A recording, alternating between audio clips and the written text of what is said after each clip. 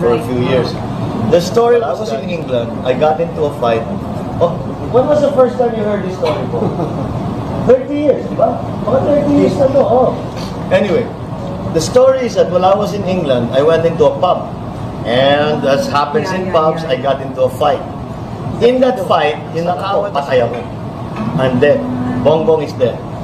So, this is where it gets interesting.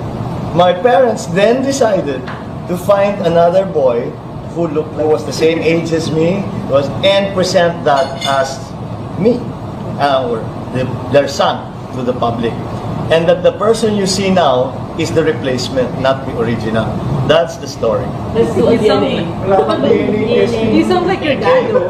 Huh? It says online. Well, I do sound like my You dad. sound like your dad, mannerisms, pati ubo na. But wala kang magagawa. I have many of the same genes.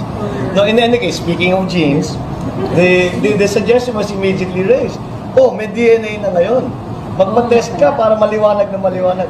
Sabi ko, niisip ko na mabuti, sabi ko, maging urban legend eh. Di ba? Pagka naayos ko na yung problema, pagka na-prove ko na ako na, wala na yung urban legend, wala na tayong pag-uusapan. Sabi ko, oh, let the story go. And it's funny though, because when I go to schools and I open the floor, this subject comes up. Are you the real Bongbong? And I have Who asked the question? kids. They know the story. Because I thought you were the only ones who knew. No, lots. It comes up everywhere. And there's nothing you can do to even siguro magpa-DNA ako na i-prove, iba na yan, whatever, dinuto na lang yung result. Live natin, live stream. Ha? I don't know. I'm in two minds about whether the DNA thing is a good idea.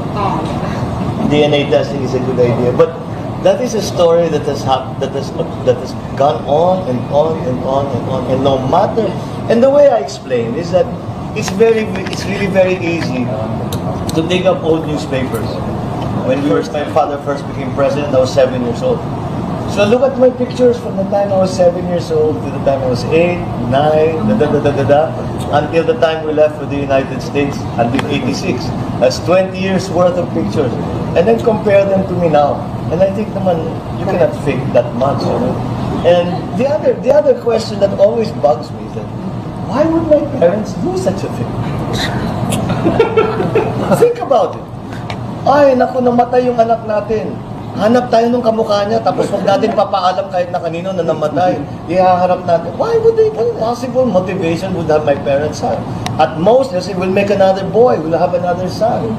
But not find one that is exactly the same, that's of the same age, nakamukha.